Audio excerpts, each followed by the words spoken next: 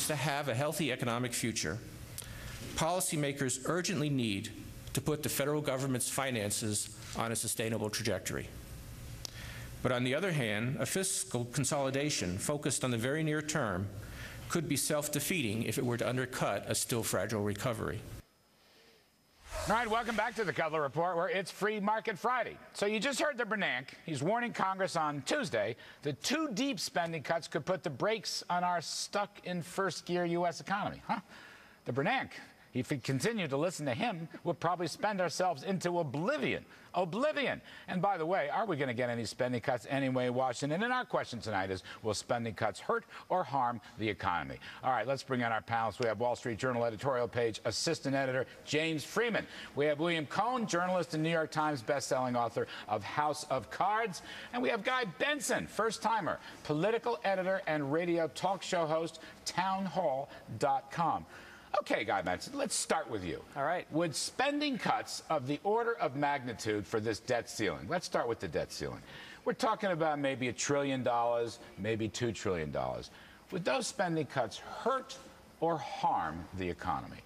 Hurt or harm? Yes. I think hurt or help the economy. I beg your pardon. I think they'd help. And I think that Speaker Boehner has laid out a plan that I think makes a lot of sense, which is if we're going to raise the debt ceiling, which, let's face it, we have to, let's offset every dollar that we raise with a dollar spending cut. I think that's common sense. And the other political reality. But what's Bernanke talking about? Why does he oppose to spending cuts? It's like there's never a good time to cut spending. That's a view that a lot of Democrats will hold. Not to say that Ben Bernanke is necessarily a partisan Democrat, but certainly his allies on Capitol Hill would agree. In fact, just today, Senate Democrats started talking about their brilliant new idea. I've never heard of this before, Larry.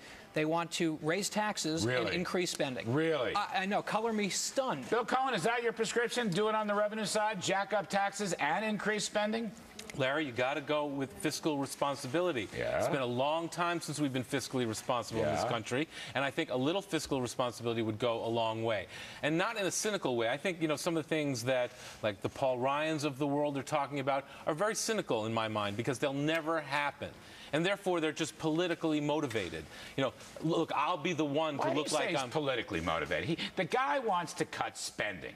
The whole world, the entire country, we just fought an election over the need to cut spending and deficits and borrowing, except Ben Bernanke didn't read the papers on how the election turned out. Well, that's the issue. Don't give me Paul Ryan. Stay with the point. Should we or should we not cut spending to grow the economy? Yes, we should cut spending, and we should raise taxes on the wealthy as well. James Freeman, what's your reaction? I think it's unanimous. The Bernanke is wrong.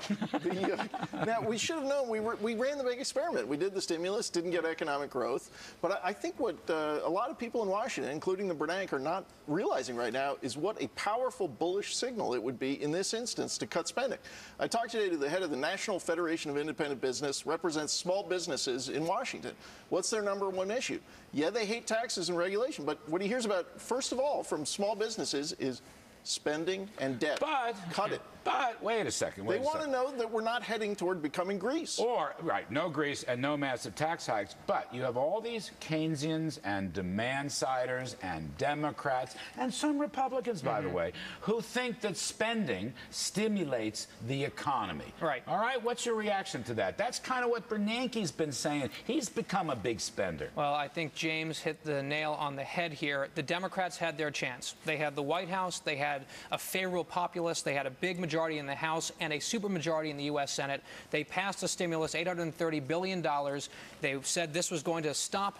At its peak, it would stop unemployment at 8%. We're at 9.1% today. So you're saying it didn't work? It didn't work. They had their shot. They failed. So why don't we try something different? I would completely agree. How about this? That's where a guy like Paul Ryan comes in, not cynical, actually producing solutions. Yeah, questioning his motives is too snarky, Bill. I got to be really. I don't agree with everything he says, but questioning his motives is not right. Going after Medicare? I mean, well, somebody's going to go after. Why not go after the defense budget? If you really want to cut spendings and are serious about it, let's talk about defense. Why won't anyone talk about defense cuts? James, I'll leave it to you. Why? Well, I mean, I think if you actually had a big deal that reduced entitlements over the long term, there probably would be some budget cutting at the Defense Department. I don't know that anyone's ruling the problem off is defense what Vice See, President you're Biden blowing is smoke at me. You are blowing smoke at me. So far, all you've done is attack Paul Ryan and attack a non-existent fence around defense. I don't think this is a partisan issue, okay? Well, sure it's become so No, getting our fiscal house in order is job one. This has to happen. Where's the Democratic proposal? Well, to cut spending. Look, I'm not supporting what they've done so far either. I mean, extending the Bush tax cuts to me was a fiscal disaster. No need for that. Okay, so I have a better idea. I want to put this up. I want to cut spending. But we should also slash the business tax rate, and we should allow small businesses to pay 15%, like Governor Pawlenty said. I was going to say, you should give a... Go with the Pawlenty. In other words, let's cut spending and tax rates at the same time. Spending cuts may be austere, but the tax rates are pro-growth. I think that that's exactly what Governor Pawlenty just laid out, and I think that there's some people who would have quibbles with little bits and pieces of his plan, but as far as putting something out there on the table that is pro-growth, I think it's a laudable effort on his part, especially at this early stage. And the other point is, just to respond, at least there is a plan that can be, picked apart and criticized. Barack Obama, President Obama, and the Democrats simply refused to come up with their own plan when it comes to Medicare and by the reform. way, there are no spending cuts. All you're doing is growing the budget more slowly. The baseline always goes up. It just goes up faster or slower. That's why this is a faux debate. James Freeman, thank you. Bill Cohen, thank you. Guy Benson, great to see you. That's it for tonight's show. Cut spending and business tax rates right away to grow this economy at 5%. I'm Kudlow.